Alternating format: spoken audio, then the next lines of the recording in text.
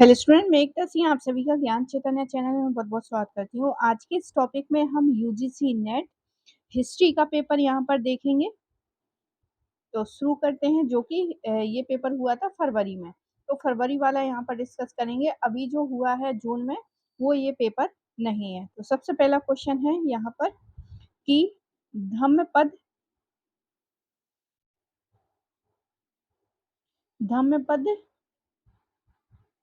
थेरी गाथा और जातक ग्रंथ निम्नलिखित में से किस बौद्ध धर्म ग्रंथ समूह से संबंधित है? तो आंसर हमारा हो जाएगा खुद्दक निकाय। खुद्दक निकाय से संबंधित है। खुद्दक निकाय बौद्ध धर्म का एक ग्रंथ है। यह 15 लघु ग्रंथों का संग्रह है, जिसमें धम्मपद, थेरगाथा, थेरीगाथा, जातक, सूक्त निपात, खुद्दक पाठ, बुद्ध वंश में प्रमुख रूप से लघु ग्रंथों का उल्लेख मिलता है।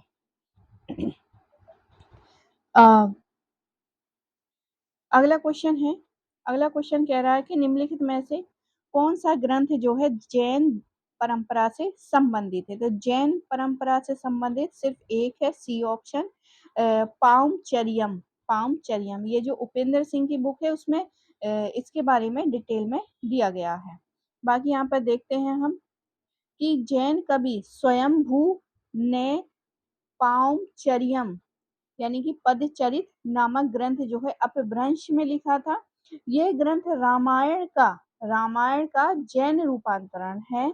जैनियों ने राम को पद्म की संज्ञा दी और राम कथा का प्रवर्तन किया था। बौद्धों ने राम को बोधिसत्व मानकर अपनी जातक कथाओं में से इसे प्रतिष्ठित किया। अगला क्वेश्चन देखते हैं, गुप्त वंश के शासकों का पारिवारिक चिन्ह क्या था? तो गुप्त वंश के शासकों का पारिवारिक चिन्ह गरुण था। क्या था? गरुण था। इसी तरह से एक और यहाँ पर याद आया मुझे कि चेर, हम चोल चेर पढ़ते हैं, तो चेरों का हमारा जो था चिन्ह था वो होगा धनुष। क्या होगा? धनुष। धनुष होगा चेरों का। इसी तरह से चोलों का भी था। चोलों का क्या था? चोलों का बाघ था और पांड्यों का था मछली। पांड्य का था मछली सिंबल हुआ करता था। तो ये भी, क्योंकि इस तरह से क्वेश्चन पूछ रहे हैं, तो बाकी के भी याद रखने हैं कि किस किस का कौन सा ये चिन्ह हुआ करता था। तो यहाँ पर गुप्त वंशों का गरुड़ है, डी ऑप्शन यहाँ पर सही हो जाएगा। गुप्त वंश के शासकों का पारिवारिक कुल चिन्ह जो है गरुड़ था। समुद्रगुप्त के प्रयाग प्रशस्ति की एक पंक्ति में उल्लेख किया गया है कि गरुड़ जो है गुप्त वंश का राज लांछन था और वे इसका प्रयोग अपने शासनों को अभिप्रमाणित करने के लिए मुद्रित किया करते थे। आगे देखते हैं, प्रबोध चंद्रोदय नामक ग्रंथ के लेखक कौन थे? तो आंसर हमारा क्या हो जाएगा? कृष्ण मिश्र हो जाएंगे। क्या हो जाएंगे? कृष्ण मिश्र हो जाएंगे। ए ऑप्शन यहाँ पर सही हो जाएगा। अब कौन थे इसके बारे में डिटेल में देखते हैं। प्रबोध चंद्रोदय एक संस्कृत नाटक है तथा इसके लेखक कृष्ण मिश्र है। चंदेल राजवंश के शासक कीर्तिवर्मन कीर्तिवर्मन का जो टाइम पीरियड है 1060 से लेकर 1100 ईस्वी की राजसभा में प्रसिद्ध राजकवि कृष्ण मिश्र निवास करते थे। तो प्रबोध चंद्रोदय एक संस्कृत नाटक है जो कि कृष्ण मिश्र निवासी ने लिखा है और ये चंदेल शासक के कीर्तिवर्मन के समय में उनकी सभा में ये उपस्थित मतलब राजकवि हुआ करते थे। इस नाटक में विष्णु भक्त के साथ साथ कीर्तिवर्मन के सचिव अनंत की वीरता तथा उनकी निपुणता का वर्णन किया गया है। 1851 में इस ग्रंथ का मराठी भाषा में अनुवाद अमरापुरकर बापट ने किया है। आगे देखते हैं, अगला क्वेश्चन है, ऐत्रेय और शतपथ ब्राह्मण में किस राजा के नाम का उल्लेख मिलता है जिन्होंने इंद्र महाभिषेक के साथ साथ अश्वमेध यज्ञ भी कराए थे? तो आंसर हमारा क्या हो जाएगा? पर का नाम मिलता है। आंसर क्या हो जाएगा? पर। व्याख्या देखते हैं। ऐत्रेय और शतपथ ब्राह्मण में पर राजा के नाम का उल्लेख मिलता है, जिन्होंने इंद्र महाभिषेक के साथ साथ अश्वमेध यज्ञ करवाया था। ऋग्वेद ब्राह्मणों में ऐत्रेय ब्राह्मण का प्रमुख स्थान है। इसमें इंद्र महाभिषेक तथा चक्रवर्ती नरेशों के महाभिषेक का ऐतिहासिक वर्णन है। ऐत्रेय ब्राह्मण में सुनह शेप आख्यान का भी वर्णन मिलता है। शतपथ ब्राह्मण के प्रवचनकर्ता बाज बाज ने याज्ञवल्क है। इस ग्रंथ में 14 कांडों में प्रारंभ में 9 कांडों में यज्ञ विवरण है और 10वें में अग्नि रहस्य, 11वें कांड में अग्नि चयन विषयक चर्चा, 12वें के प्रायश्चित, 13वें में अश्वमेध नरमेधादि का वर्णन है। शतपथ ब्राह्मण का 14वां कांड अरण्यक है। सभी ब्राह्मणों में शतपथ ब्राह्मण सबसे महत्वपूर्ण तथा विशाल है। शतपथ ब्राह्मण को लघु वेद की संज्ञा भी दी गई है। अगला क्वेश्चन है, राजपुरा और द्वारका नगर निम्नलिखित में से किस क्षेत्र में स्थित है? तो राजपुरा और द्वारका जो है वो स्थित होंगे हमारे कम्बोज में। कम्बोज यहाँ पर सही आंसर हो जाएगा। व्याख्या देख लेते हैं। राजपुर और द्वारका नगर कम्बोज महाजनपद महत्वपूर्ण नगर थे। इसकी राजधानी बौद्ध ग्रंथ से मिलती है। कम्बोज दक्षिण पश्चिमी कश्मीर तथा काफिरिस्तान कपीशा हिंदू कुश पर्वत से लेकर काबुल तक का प्रदेश के भाग को मिलाकर प्राचीन काल में कम्बोज महाजनपद बन गया था। इसकी राजधानी राजपुर अथवा हाटक थी। वो है गांधार का पड़ोसी राज्य। आगे देखते हैं अगला क्वेश्चन। ओट्टुकुट्टन ने निम्नलिखित में से किस शासक के बारे में लिखा है? तो आंसर हो जाएगा राजराज प्रथम ने के बारे में नहीं लिखा है, नहीं लिखा है। बाकी राजराज द्वितीय राजराज प्रथम के बारे में नहीं लिखा है। द्वितीय से उन्होंने द्वितीय जो है उसके बारे में लिखा है। विक्रम चोल के बारे में, कुलोत्तुंग द्वितीय के बारे में भी लिखा है। ओट्टुकुट्टम द्वारा रचित उलाय, जिसमें विक्रम चोल, कुलोत्तुंग द्वितीय, राजराज द्वितीय संबंधित श्रृंगार प्रधान जीवन चरित्र का वर्णन किया गया है। संगम साहित्य के अध्ययन से हम प्रारंभिक चोल शासक करिकाल के उपलब्धियों के बारे में जानकारी प्राप्त कर सकते हैं। चोल साम्राज्य की महत्ता का वास्तविक संस्थापक परांतक द्वितीय सुंदर चोल का पुत्र अरिमोलीवर्मन था, जो 1985 ईस्वी के मध्य राजराज के नाम से गद्दी पर बैठा था। अगला क्वेश्चन देखते हैं। उस अभिलेख का नाम बताएं जो पूजा शिला प्राकार की रचना से संबंधित है। तो पूजा शिला हो जाएगा गुसुंडी अभिलेख। तो डी ऑप्शन यहाँ पर बिल्कुल सही हो जाएगा, गुसुंडी अभिलेख। इसकी डिटेल में देखते हैं। द्वितीय शताब्दी ईसा पूर्व का संस्कृत भाषा और ब्राह्मणी लिपि वाला हाथीवाड़ा गुसुंडी अभिलेख राजस्थान के चित्तौड़गढ़ के पास प्राप्त हुआ है। ये ब्राह्मणी लिपि में प्राप्त संस्कृत भाषा का प्राचीनतम अभिलेख है। गुसुंडी अभिलेख में भागवत धर्म के प्रचार, अश्वमेध यज्ञ के प्रचलन तथा भगवान वासुदेव की मान्यता आदि का महत्वपूर्ण वर्णित है। इस अभिलेख में गजवंश के सर्वतात पराशरी का पुत्र शासक द्वारा अश्वमेध यज्ञ और विष्णु मंदिर की 4 दीवारी बनवाने का उल्लेख मिलता है। अगला देखते हैं। चिड़िया पिटक निम्नलिखित में से किसका एक संग्रह है? तो ये चिड़िया पिटक हो जाएगा 35 पद्य हो जाएगा, पद्य। बी ऑप्शन सही होना चाहिए। बाकी यहाँ पर देखते हैं आंसर बी ऑप्शन सही है। तो चिड़िया पिटक जो है ग्रंथ में बुद्ध के पिछले जन्म की 35 जातक पद्य में कहानियों का संकलन है, जिसे पूज्य सारिपुत्र के निवेदन पर पुनः कही गई हैं। चिड़िया पिटक के बोधिसत्वों का वर्णन इस प्रकार है। बोधिसत्वों के 10 गुणों के संपन्न होना तथा अनिश्चितकालीन समय रखने की बात कही गई है। चिड़िया पिटक में प्रथम वर्ग की 10 गाथाएं भोजन दान से संबंधित मानी जाती हैं। दूसरा वर्ग जिसके अंतर्गत भी 10 कहानियां हैं जिसमें नैतिकता एवं शुद्धता के प्रयास पर बल देने की बात की गई है।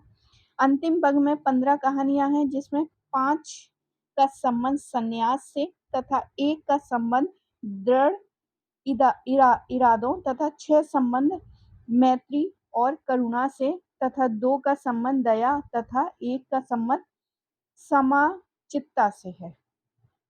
आगे देखते हैं, लंका अवतार निम्नलिखित में से किससे संबंधित है? तो लंका अवतार जो है वो हो जाएगा वैपुल्य सूत्र से। लंका अवतार किससे है? वैपुल्य सूत्र से। व्याख्या देख लेते हैं। लंका अवतार वैपुल्य सूत्र ग्रंथ से संबंधित है। महायान बौद्ध धर्म मुख्यतः शून्यवाद और विज्ञानवाद नाम के 2 निकायों में विभाजित है। प्रज्ञा पारमिता सूत्र ग्रंथों में शून्यवाद सिद्धांत का अवलोकन किया गया है।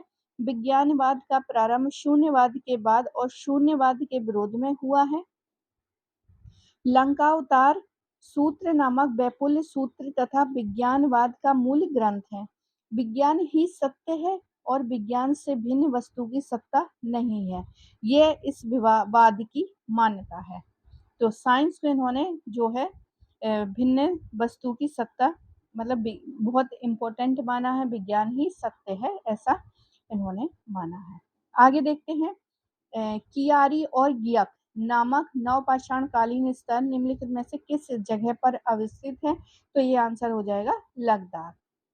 लद्दाख सही आंसर हो जाएगा।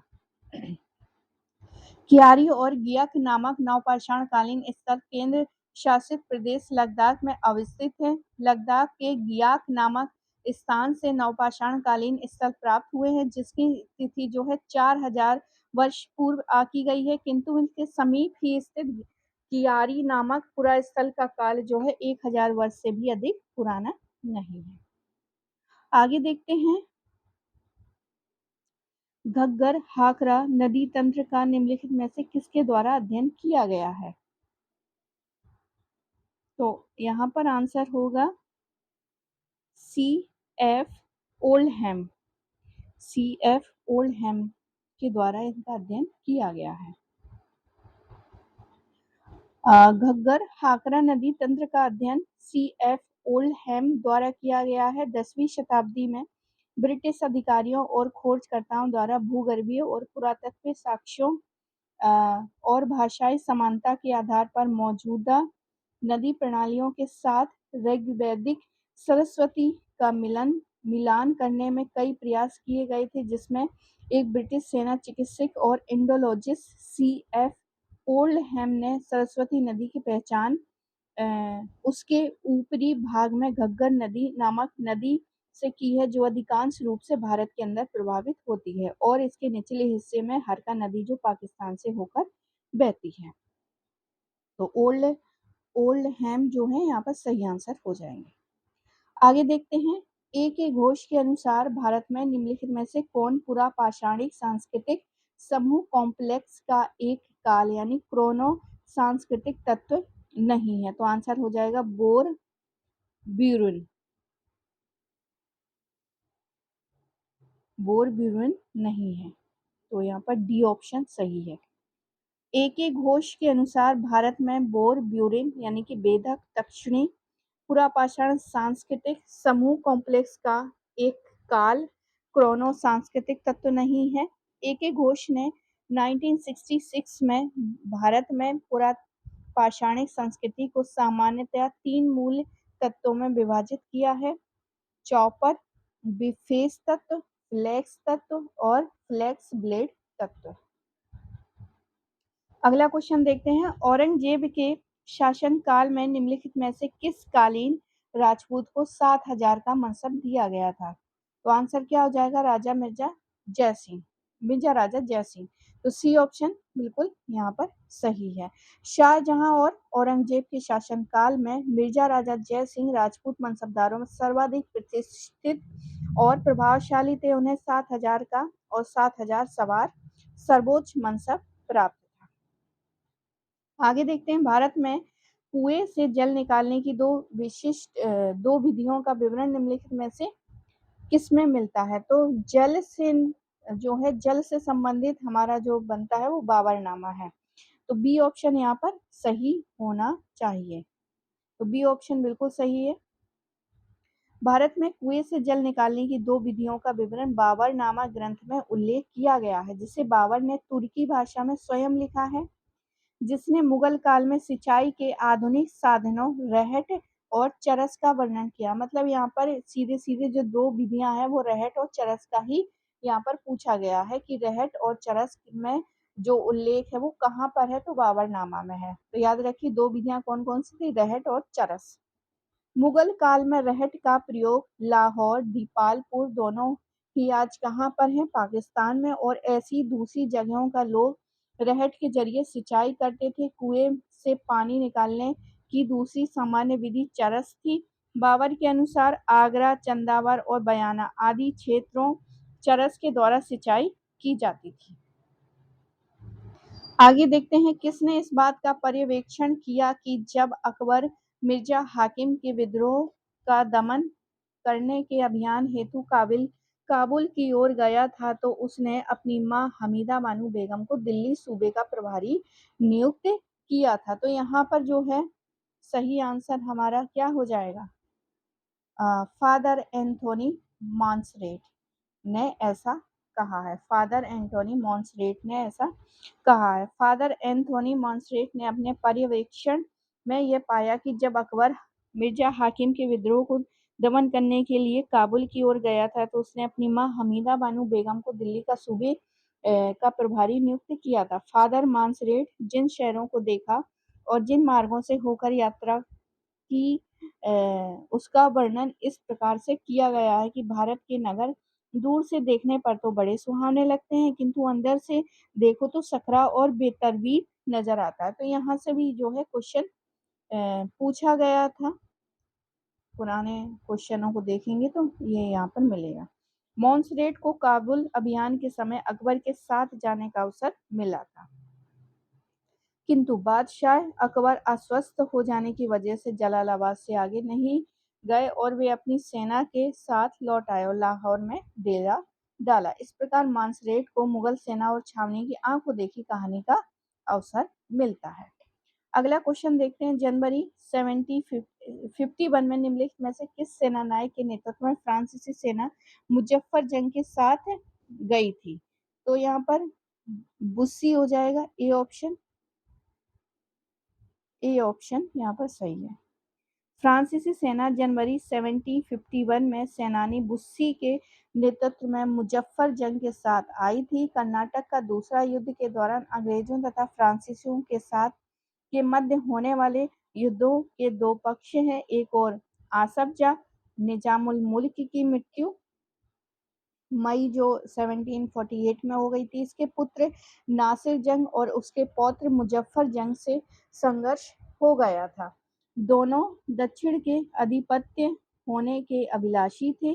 मुजफ्फर जंग चंदा साहब के साथ मिल गया, जो आर्कटाक के नवाब बनना चाहता था। चंदा साहिब ने डुप्ले के साथ समझौते की बात आरंभ की, जिसे डुप्ले भावी सफलता को तभी अनुकूल समझता था जब चंदा साहिब और मुजफ्फर जंग दोनों की सहायता की जाए।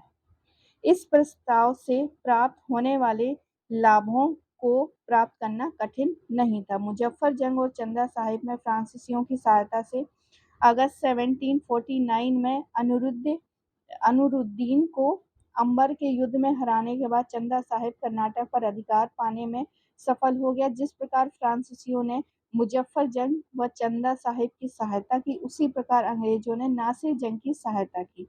नासिर जंग ने 1750 में मुजफ्फर जंग से पराजित हुआ और पकड़ा गया। उसे बंदी बना लिया गया। उसी दौरान नासिर जंग के भाग्य चक्र में परिवर्तन हुआ और उसे मार दिया गया। इसके बाद चंदा साहिब को आर्कटाक के नवाब के रूप में स्वीकार कर लिया गया। आगे देखते हैं। आरंभिक आधुनिक काल में उम्मल के रूप में किसे जाता है? तो उम्मल जो है वो था कर संग्रहक। कौन था? कर संग्रहक।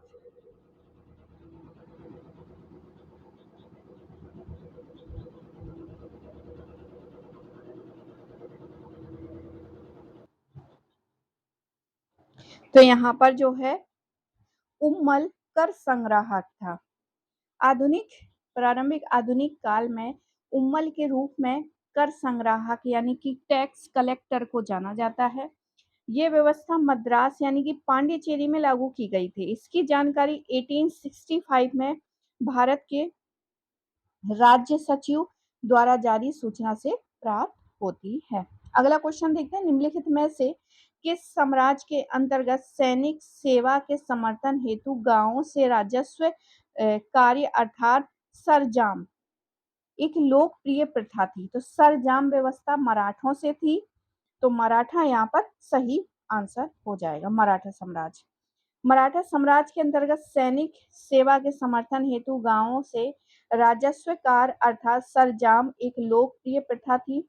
मोकासा जागीर व सरंजाम प्रथा उन भू अभिहस्तांकनों के लिए प्रयुक्त होती थी जो मराठों के अंतर्गत सैनिक सेवा के एवज में प्रदान किए जाते थे। मराठी साहित्य में मोकासा व जागीर संज्ञा का किन्हीं अर्थ विशेष में प्रयोग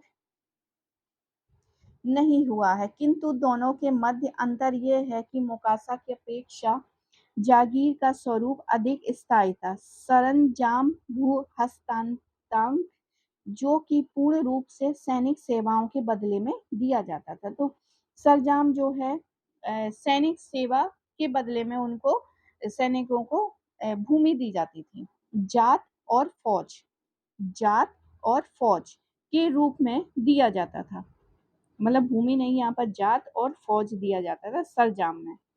जात सैनिक सेवाओं के लिए सरंजाम दार के वेतन के रूप में प्रदान किया जाता था, जबकि फौज जो है शीर्षक के अंतर्गत प्रदान किए जाने वाले हस्तांकन सेना और किले आदि की व्यवस्था के मध्य में प्रयुक्त होता था। इससे स्पष्ट होता है कि मनसबदारी व्यवस्था के समान ही सरंजाम भी दो रूपों में अभिव्यक्त होता था।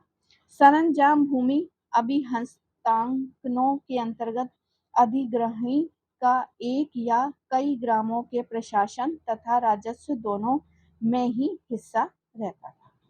अगला क्वेश्चन देखते हैं, किसने लिखा है कि समय जो है बहुमूल्य है और अपरिवर्तनीय है? तो आंसर हो जाएगा अबुल फजल। अबुल फजल ने कहा है कि समय बहुमूल्य है और अपरिवर्तनीय है। अबुल फजल ने लिखा कि समय बहुमूल्य है और अपरिवर्तनीय है। अकबर के सांस्कृतिक कार्यों के संगठनकर्ता मुख्य रूप से अबुल फजल थे। यह उस युग के बहुत बड़े विद्वानों में से थे। वे धार्मिक सहिष्णुता की नीति निर्धारित करने में, सर्वमयवाद का प्रचार करने में अकबर के निकटतम सहयोगी थे।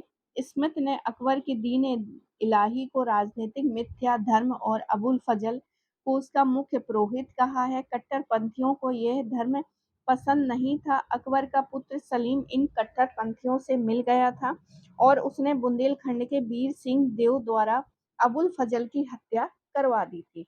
स्मिथ ने अकबरकालीन राजकीय दस्तावेजों के अभाव की चर्चा की है, लेकिन अबुल फजल के आईने अकबरी की प्रशंसा की है। अकबर के आदेश से अबुल फजल ने अकबरनामा लिखने का कार्य शुरू किया और 7 वर्ष की कड़ी मेहनत के बाद 1596 से लेके 97 में इसको पूरा अकबर के समक्ष रखा था। अब अबुल फजल ने अकबरनामा को 3 जिल्दों में विभाजित किया था, जिसमें से प्रथम जिल्द इतिहास और तीसरा जिल्द आईने अकबरी था। आगे देखते हैं अगला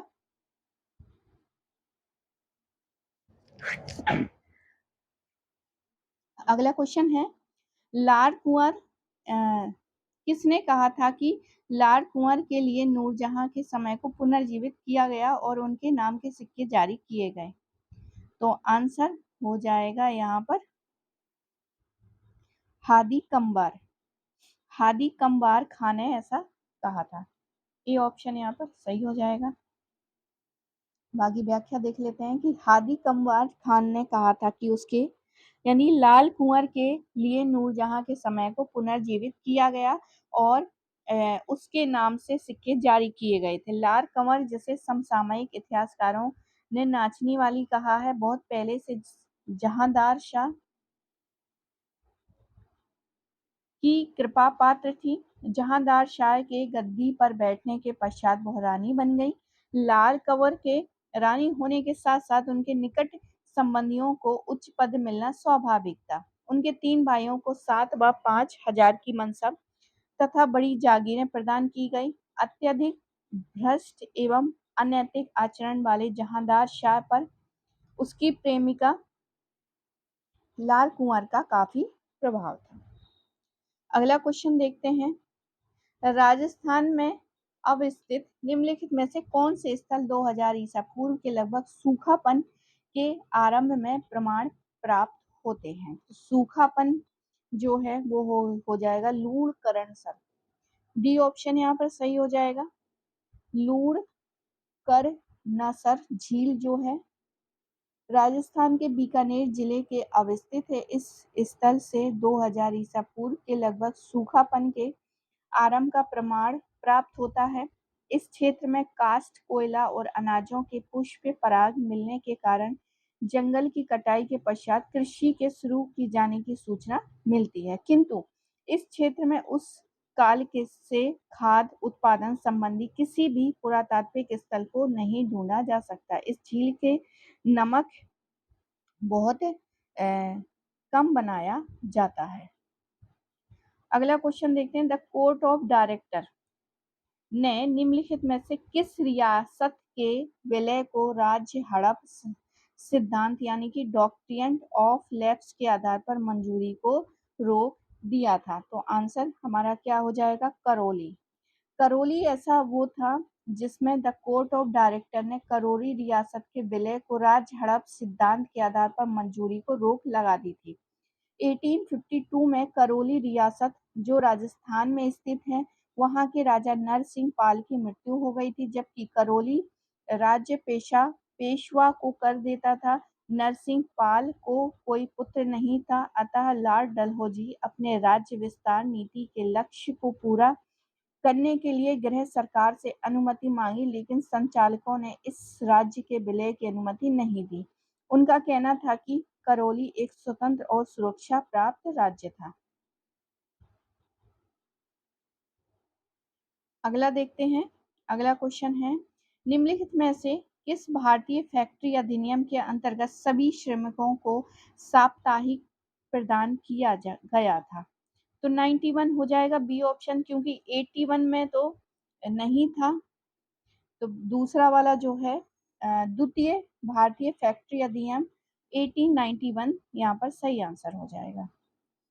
बाकी यहाँ पर देख लेते हैं। द्वितीय भारतीय फैक्ट्री अधिनियम 1891 यानी 10 साल के अंतराल के बाद ही ये आया था। 1881 में पहला आया था और 10 साल के बाद 1891 में के अंतर्गत सभी श्रमिकों को साप्ताहिक अवकाश प्रदान किया गया था। इस समय भारत के वायसराय जो है लैंसडाउन थे, तो महत्वपूर्ण यहाँ पर लैंसडाउन हो जाएंगे। इस अधिनियम के अन्य प्रावधान इस प्रकार है। तो यहाँ पर कुछ 4 चीजें हैं, जैसे कि सबसे पहला है 9 वर्ष से कम उम्र वाले बच्चों से श्रम लेना निषिद्ध कर दिया गया। 9 वर्ष से 14 वर्ष तक के बच्चों से प्रतिदिन 7 घंटे ही श्रम लेना निर्धारित किया गया। महिला और शिशु श्रमिकों को रात में 8 बजे से सुबह 5 बजे के बीच काम पर लगाना निषिद्ध कर दिया गया। और चौथा है महिला श्रमिकों से 11 घंटे काम लिया जाना निर्धारित किया गया। आगे देखते हैं अगला क्वेश्चन। प्रथम बर्मा युद्ध का तात्कालिक कारक क्या था? तो प्रथम बर्मा युद्ध का तात्कालिक कारण हमारा था ए ऑप्शन, एक ब्रिटिश संरक्षित राज्य के रूप में चाचर की स्थापना। एक ब्रिटिश संरक्षित राज्य के रूप में चाचर की स्थापना करना। तो प्रथम बर्मा युद्ध का तात्कालिक कारण एक ब्रिटिश संरक्षित राज्य के रूप में चाचर की स्थापना करना है। 1822 में बर्मा सेनाओं को निर्विघ्न रूप से सफलता मिल रही थी, जिसके कारण बर्मा जो है राज्य स्वयं को अपराजय समझने लगा और 1822 में बर्मा ने असम पर अधिकार कर लिया। और कंपनी अधिराज्य के उत्तर-पूर्वी सीमांत का अतिक्रमण करने लगा। 1832 में बर्मा ने कंपनी से एक छोटा-सा द्वीप शाहपुरी यानी कि चटगांव से परे ले लिया और इस द्वीप से ब्रिटिश चौकियों से अंग्रेजों को भगा दिया तथा बंगाल पर हमला करने की तैयारी करने लगा। अंग्रेजों के लिए इसे बर्दाश्त करना बहुत कठिन था, अतः उन्होंने क्या किया, 24 फरवरी 1824 को ही गवर्नर जनरल लॉर्ड एम्सहर्स्ट ने युद्ध की घोषणा कर दी। बर्मा की प्राकृतिक विशेषताएं बर्मियों को प्रतिरक्षा का साधन उपलब्ध था, जिसकी वजह से कंपनी के इतिहास में सबसे कम लाभकारी आक्रमण साबित हुआ। इस युद्ध में जनधन व समय की दृष्टि से अंग्रेजों को बहुत महंगा पड़ा। 2 वर्ष के युद्ध में 1 करोड़ 30 लाख स्टार्लिंग खर्च हुए। 24 फरवरी 1836 में यार्डवू संधि के द्वारा युद्ध को विराम दिया गया। तो यार्डवू संधि जो है यूजीसी नेट में पूछ चुकी है, उसी से ये जो है संबंधित है। आगे देखते हैं। निम्नलिखित में से किसने Gandhi ji leadership and the Congress socialist party शीर्षक से निबंध लिखा था? तो आंसर हमारा हो जाएगा जयप्रकाश नारायण। डी ऑप्शन सही है। व्याख्या देख लेते हैं साथ ही साथ। Gandhi ji leadership and the Congress socialist party शीर्षक से निबंध लिखा था। जयप्रकाश नारायण का जन्म जो है 11 अक्टूबर 1902 को गंगा सरयू के संगम पर से बिहार के सिताब दियारा जो वर्तमान उत्तर प्रदेश में हुआ था। जयप्रकाश नारायण का राजनीतिक चिंतन अनवरत गतिशील रहा है। शुरू में इनके ऊपर मार्क्सवाद का प्रभाव रहा, तो बाद के दिनों में गांधीवाद इसके सिर चढ़कर बोला। असर कुछ इस कदर हुआ कि समाजवाद लाने का सपना बुनने वाला गांधीवादी समाजवाद के पक्ष में जा खड़ा हुआ। जयप्रकाश नारायण ने आजादी के बाद समकालीन नेताओं और पार्टियों द्वारा स्वार्थ और गलत नीतियों की वजह से सत्ता से मोह भंग हुआ, तो वह अपने जीवन के अंतिम समय सत्ता की जोड़ तोड़ और गुणागणित से दूर रहे। राजनीतिक जीवन के उत्तरार्ध में ही वह सर्वोदय भूदान आंदोलन से जुड़े, जिनकी परिणति बाद में समग्र क्रांति के रूप में होती है। अगला क्वेश्चन है, निम्नलिखित में से किस युद्ध के बाद प्रख्यात हीरा कोहिनूर ब्रिटिश मुकुट को समर्पित कर दिया गया था? तो यहाँ पर सिक्कों के साथ युद्ध हुआ था, पर कौन सा, प्रथम, दूसरा या फिर तो यहाँ पर जो सही आंसर होगा बी ऑप्शन यहाँ पर सही होना चाहिए। तो बी ऑप्शन बिल्कुल सही है। अफगान के साथ हुआ था, लेकिन यहाँ पर फाइनल पूछा है, तो फाइनल तो सिक्कों के साथ ही होगा। तो द्वितीय आंग्ल सिख युद्ध के बाद जो है प्रख्यात हीरा कोहिनूर ब्रिटिश मुकुट को समर्पित किया गया था। 29 मार्च 1849 को लॉर्ड डलहौजी ने हेनरी लॉरेंस, लॉर्ड एलनबरो व मंत्रिमंडल की इच्छाओं की परवाह नहीं करते हुए पंजाब को ब्रिटिश साम्राज्य में मिलाने की घोषणा कर दी। इस दिन लाहौर के महाराजा दिलीप सिंह ने आखिरी बार दरबार लगाते हुए भारत सरकार के विदेश सचिव हेनरी इलियट के सामने अपने राज्य के विलय की संधि पर हस्ताक्षर कर दिए, जिसके परिणाम स्वरूप दिलीप सिंह के लिए 5 लाख रुपए वार्षिक पेंशन निर्धारित की गई। राजा दिलीप सिंह से कोहिनूर हीरा लॉर्ड डलहौजी ने प्राप्त किया, जिसे बाद में इस कोहिनूर हीरा को महारानी विक्टोरिया को भेज दिया गया। आगे देखते हैं अगला क्वेश्चन। मेला ढोने वालों की 1928 में हड़ताल के एक प्रमुख के रूप में किसको धनगरमा की उपाधि दी गई थी? तो आंसर क्या हो जाएगा? प्रभावती दास गुप्ता। प्रभावती दास गुप्ता को धनगमा की उपाधि दी गई थी। मेला ढोने वालों की 1928 में हड़ताल में प्रभावती दास गुप्ता को महत्वपूर्ण भूमिका अदा करने के कारण उन्हें धनगरमा की उपाधि दी गई। ट्रेड यूनियन नेता प्रभावती दास गुप्ता के नेतृत्व में मेला ढोने वालों का पहला संघ जो है 1927 में स्थापित किया गया। 1928 में कलकत्ता में महिला ढोने वालों का अधिकार आंदोलन एक ऐतिहासिक आंदोलन था। आगे देखते हैं एस्टादो द इंडियन, निम्नलिखित में से इसका फुल फॉर्म पूछा है। तो एस्टादो द इंडिया जो है वो हो जाएगी, फ्रांसीसियों की तो बिल्कुल नहीं थी। एस्टादो द इंडिया जो है पुर्तगाली ईस्ट इंडिया कंपनी थी, पुर्तगीज ईस्ट इंडिया कंपनी थी एस्टादो द इंडिया। अब इसके बारे में देख लेते हैं, एक कार्टेज वसूलते थे। पुर्तगाली ईस्ट इंडिया कंपनी एस्टादो द इंडिया के नाम से प्रसिद्ध थी। इसका प्रमुख उद्देश्य जो है काली मिर्च और मसालों के व्यापार पर एकाधिकार स्थापित करना था। लाल सागर भूमध्य सागर के मध्य से व्यापार सुरक्षित नहीं था, अतः पुर्तगाली सुरक्षा के बदले में व्यापारियों से कार्टेज सुरक्षा कर जो है वसूलते थे। कहा जाता है कि मुगल सम्राट अकबर को भी अपने समुद्री व्यापार के लिए पुर्तगालियों से कार्टेज लेना पड़ता था। इस प्रकार एस्टादो द इंडिया सामुद्रिक लुटेरों के नाम से प्रसिद्ध था। आगे देखते हैं कुछ विदेशी कंपनियां जो कि इम्पोर्टेंट है, आगे एग्जाम में पूछा जा सकता है। तो एस्टादो द इंडिया ये पुर्तगाली थी, 1498 में स्थापित हुई थी। अंग्रेजी ईस्ट इंडिया कंपनी ये इंग्लैंड वालों की थी। Dutch East India Company Netherland वालों की थी। डेनिश ईस्ट इंडिया कंपनी जो है 1616 में डेनिशों की थी, डेनमार्क की थी। फ्रांसीसी ईस्ट इंडिया कंपनी फ्रांस की थी। और यहाँ पे ये कि जो ईस्ट इंडिया कंपनी अंग्रेजों वाली है, इसका भी बहुत एक लंबा चौड़ा नाम है, तो याद रखिए यहाँ पर नहीं दिया गया है, ये भी इम्पोर्टेंट है। अगला जो क्वेश्चन अगर पूछेगा तो इंग्लैंड वालों की जो कंपनी बनी थी, बहुत बड़ी कंपनी का नाम था, उसका शॉर्ट में ईस्ट इंडिया कंपनी बोला गया था, तो वो इम्पोर्टेंट हो जाएगा। आगे देखते हैं 1717 और 1780, मतलब इन 10 सालों के में अंतिम वर्षों में खतबंदी अधिनियम किससे संबंधित था? तो खतबंदी अधिनियम संबंधित था किससे? बी ऑप्शन, सभी भारतीय दस्तकारों को उनके उत्पादन अनन्य रूप से ब्रिटिश ईस्ट इंडिया कंपनी को बिक्री करने के लिए बाध्य करना, ये खतबंदी थी।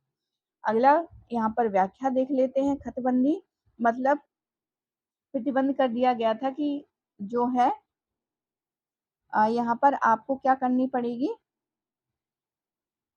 ईस्ट इंडिया कंपनी को बिक्री करने के लिए आप बाध्य किए गए, मतलब बाध्यकारी हैं। तो यहाँ पर व्याख्या में देखते हैं, ईस्ट इंडिया कंपनी ने भारतीय दस्तकारों, मतलब जो हमारे भारतीय बुनकर थे, कई तरह से प्रतिबंध लगाए ताकि इनका जो बुनकर है वो क्या हो जाए, तहस नहस हो जाए। यह प्रतिबंध उनके सौदेबाजी की शक्ति को कम करने, उनके उत्पादकों को तरजीह के आधार पर और काफी कम कीमतों पर खरीदने के लिए लगाए थे। कंपनी ने बुनकरों को स्थानीय व विदेशी अन्य व्यापारियों के लिए कपड़ा बुनने से तब तक रोका जब तक कि उन्होंने कंपनी की आवश्यकताओं को पूरा करने के लिए पर्याप्त उत्पादन नहीं किया। ईस्ट इंडिया कंपनी ने 1770 के अंतिम दशक तथा 1780 के प्रारंभिक दशक के मध्य खतबंदी अधिनियम अनुबंध प्रणाली आरंभ किया, जो पूर्णतया भारतीय दस्तकारों और उनके उत्पादन अन्य कंपनी को बिक्री करने के लिए बाध्य करते थे। इस प्रकार इस अधिनियम ने भारतीय कारीगरों को बंधुआ मजदूर बना लिया। इस अधिनियम ने कारीगरों को अपने उत्पादन खुले बाजार में बेचने के अधिकार से वंचित कर दिया। मतलब यहाँ पर जैसे कि एक बुनकर है, यहाँ पर वो अपना जो भी है उत्पादन खुले तौर पर मार्केट पे नहीं बेच सकता, उसको कंपनी जो उसकी कंपनी द्वारा जो भी स्थापित किए गए वहीं पर बेचना, मतलब एक किस्म से बाध्यकारी नियम बनाए गए ताकि ये जो बुनकर हैं धीरे धीरे समाप्त हो जाए और फिर एक नया कपड़ा आएगा, फिर वो कपड़ा जो है इंग्लैंड से बनकर आएगा। तो इस तरह से ये रणनीति थी उनकी पूरी। तो इस तरह इस नियम को खतबंदी कहा गया। आगे देखते हैं दादा भाई नारोजी का है। दादा भाई नारोजी ने 1895 में किस आयोग के समक्ष भारत से धन के निष्कासन के मामले को प्रस्तुत किया था? तो आंसर हो जाएगा बेलवी आयोग। कौन सा हो जाएगा? बेलवी आयोग था। बेलवी आयोग जो है इन्हीं के उसमें प्रस्तुत किया था। बेलवी आयोग जो है ब्रिटिश सरकार द्वारा गठित भारत के व्यय प्रकाशन पर रॉयल कमीशन था। इसका गठन 1895 में 1895 में भारत में हो रहे आवश्यक खर्चों की जांच करने के लिए किया गया था। इस आयोग में बेलवी, चमन तथा टी.आर. बुकानन संसदीय प्रतिनिधि के रूप में दादाभाई नौरोजी, विलियम बेडनवर्थ एवं विलियम एस केन भारतीय हितों के प्रतिनिधि के रूप में सदस्य थे। अतः 1895 में दादाभाई नौरोजी ने इस आयोग के समक्ष धन के निष्कासन का मामला रखा। 1897 में गोखले तथा दिनसा वाचा आयोग के समक्ष उपस्थित हुए थे। 1900 में आयोग की रिपोर्ट में वित्तीय व्यवस्थाओं की निष्पक्षता सुनिश्चित करने के लिए ब्रिटिश हाउस ऑफ कॉमन्स से विनती किया गया था।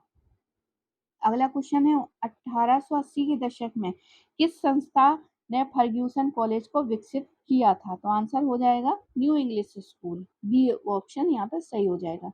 न्यू इंग्लिश स्कूल 1880 के दशक में न्यू इंग्लिश स्कूल के फर्ग्यूसन कॉलेज को विकसित किया गया था। 1880 के दशक में बाल गंगाधर तिलक, विष्णु शास्त्री चिपलुनकर और गोपाल गणेश आगरकर ने मिलकर भारतीयों की शिक्षा के लिए पुणे में न्यू इंग्लिश स्कूल खोला तथा 1884 में डेक्कन एजुकेशन सोसाइटी का गठन किया। इसके एक वर्ष पश्चात जो है 1885 में फर्ग्यूसन कॉलेज की स्थापना की गई। इस कॉलेज का उद्घाटन एल्फिंस्टन कॉलेज के प्रिंसिपल विलियम बेडनवर्थ ने किया था। इसमें जी.आर. भंडारकर रानाडे ने महत्वपूर्ण भूमिका निभाई थी और बॉम्बे के तत्कालीन गवर्नर सर जेम्स फर्ग्यूसन के नाम पर कॉलेज का नाम फर्ग्यूसन कॉलेज रखा गया था। अगला क्वेश्चन है निम्नलिखित में से कौन अस्पृश्यता पर 1929 की कांग्रेस उप समिति का अध्यक्ष था? तो आंसर हमारा एन.जी. चंदावर। डी अच्छा यहाँ पर सी ऑप्शन पंडित मदन मोहन मालवीय जी थे। पंडित मदन मोहन मालवीय जी थे। 1929 में कांग्रेस कार्य समिति ने अपनी दिल्ली की बैठक में अस्पृश्यता विरोधी उप समिति बनाया, जिसके अध्यक्ष जो है पंडित मदन मोहन मालवीय तथा सचिव जमनालाल बजाज को बनाया गया। इस समिति के निर्माण करने का उद्देश्य था दलितों के मंदिर प्रदेश, सार्वजनिक कुओं के प्रयोग, स्वच्छ जीवन उपलब्ध कराने तथा उन प्रतिबंधों को जिनका दलित बच्चे विद्यालयों में सामना कर रहे थे हटाया जा सके। सविनय अवज्ञा आंदोलन के दौरान भी अस्पृश्य उन्मूलन का अभियान निरंतर चलता रहा। आगे देखते हैं उपयुक्ततावाद के सिद्धांत। तो जे.एस. मिल हो जाएगा, इजी क्वेश्चन था। आगे देखते हैं रिपीटेड क्वेश्चन था। यहाँ पर इतना लंबा चौड़ा यहाँ पर व्याख्या है, इसको देखते हैं। जॉन स्टुअर्ट मिल, जिसका समय पीरियड 1806 से लेके 1873, एक अंग्रेजी दार्शनिक थे, अर्थशास्त्री थे और उपयोगितावाद के सिद्धांत के प्रतिपादक थे। 19वीं शताब्दी में सुधार युग में एक प्रचार के रूप में वे प्रमुख थे। दार्शनिक जेरेमी बेंथम के उपयोगितावाद के मूल सिद्धांत को विस्तार करते हुए जे.एस. मिल इस प्रकार 3 सिद्धांत किए। सबसे पहला, आनंद या खुशी ही एकमात्र ऐसी चीज है जिसका सच्चा आंतरिक मूल्य है। क्रियाएं इस हद तक सही हैं कि जहां तक वे खुशी को बढ़ावा देती हैं, गलत जहां तक वे दुख पैदा करती हैं। सबकी खुशी बराबर मायने रखती है।